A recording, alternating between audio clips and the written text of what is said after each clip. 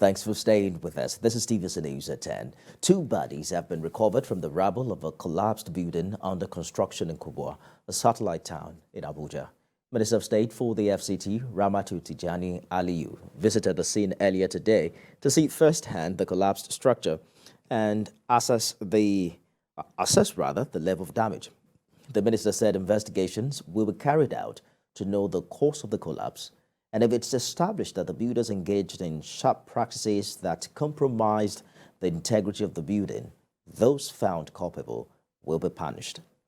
Eyewitness reports confirm that two bodies have been recovered and two more are suspected to still be trapped under the debris. Those rescued are currently receiving treatment. Other reports allege that the builders used inferior and substandard materials for the construction and failed to comply with building and safety regulations.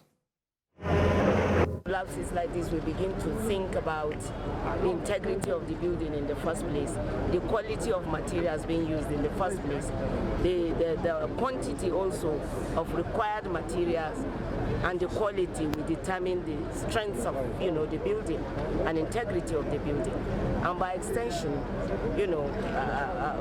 a building that will stand the test of time to give shelter to people, not to be death traps.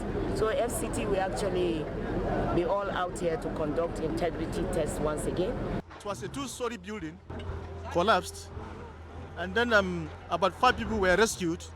Now the rescue operation is how to get the 2 people trapped. We have set up a machinery, a motion, to investigate what could have been the cause of this collapse. And then not only the collapsed building, any other structure around this place, we want to test its integrity so as to prevent any future occurrence, particularly looking at the environment. This morning we also came in and we saw some cars trapped, although some people have been rescued before we arrived.